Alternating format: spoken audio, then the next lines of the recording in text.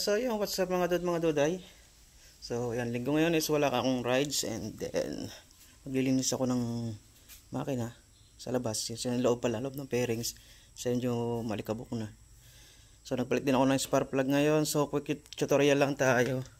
So magtatanggal tayo ng side stand sensor ito. So isang Allen key lang to. Tanggalin nyo lang yung safe pairings dito. Tapos itong sa may footboard.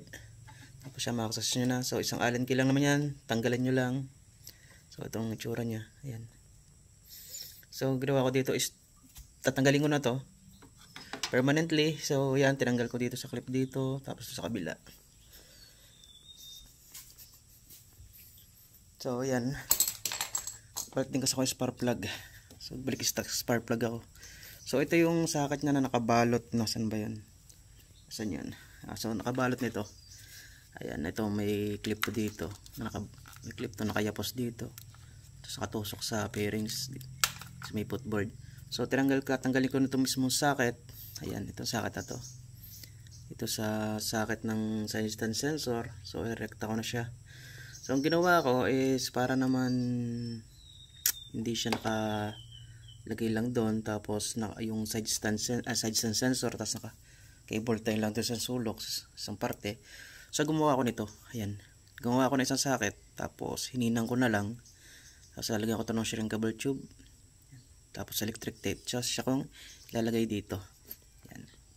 So siya ko ilalagay dito. Siya ko ipapalit. So subukan lang natin muna. So lagay natin. Ayan. Isang kamay lang kasi gamit ko. Ayan. Subukan natin kung magana. Ayan. Lagyan natin side stand sensor. So ilayo natin para siya lumapat kung saan. Diyan ka lang. Yan, diyan ka lang. Try natin kung mag-i-start. So, yan. Kuha kasi ako ng socket. Tapos, ayan, pinduktong ko siya. Hininang ko siya. So, try natin ngayon kung andar siya. So, yan. Naka Brembo. Tapos, Motaro. Italy carbon. Yan. So, try natin kung andar siya. So, yun. Success. So maandar siya, gamit lang yan. So quick tutorial lang to. So wala nang kuskus balungos sa pampahaba pa ng video. Yan, magana siya.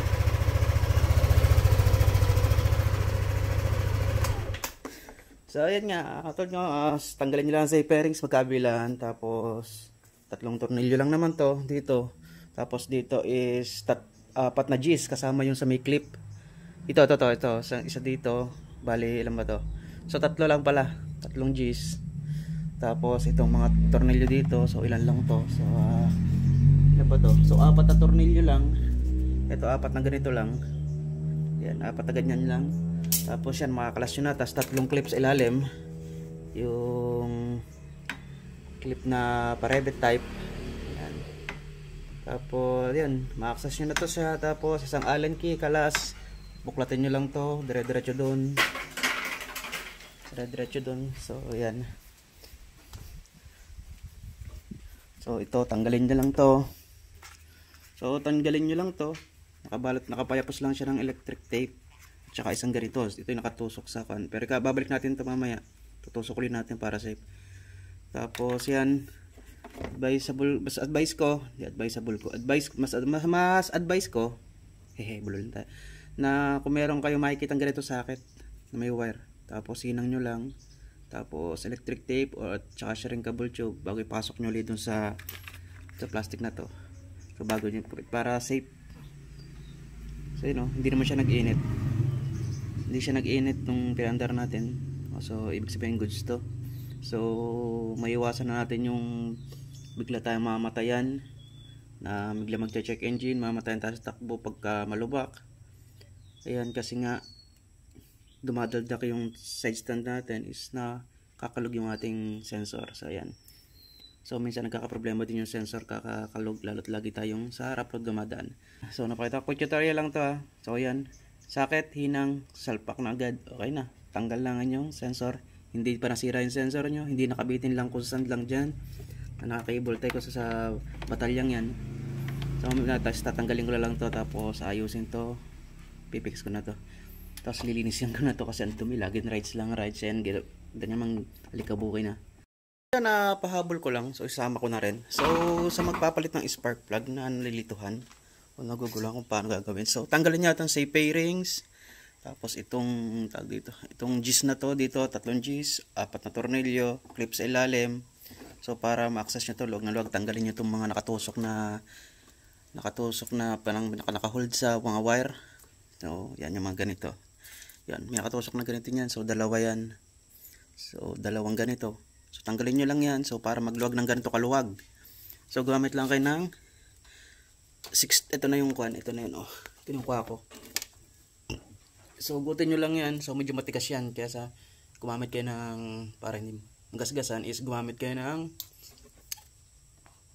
long nose o pliers na tapos sa pinangin ng basahan. Takot to dito.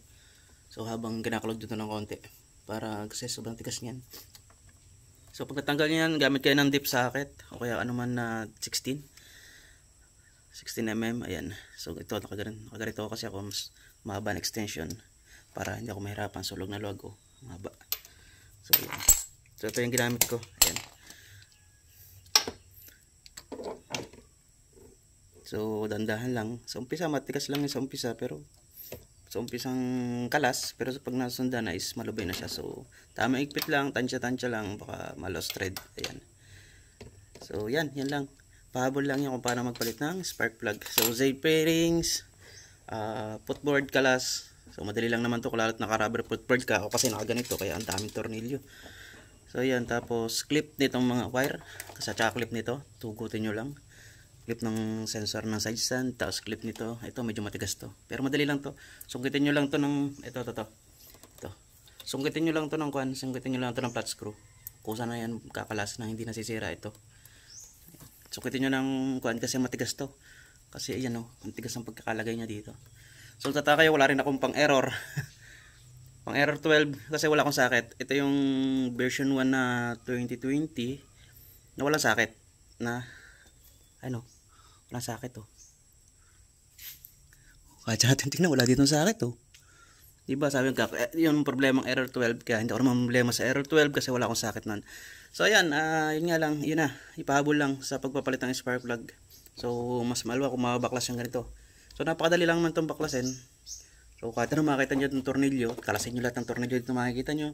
Dito, tapos yung clip, tatlong push rivet dito sa ilalim. And then voila, yan na. So pwede nyo nang kalasin. So napakadali lang magkalas ng spark plug.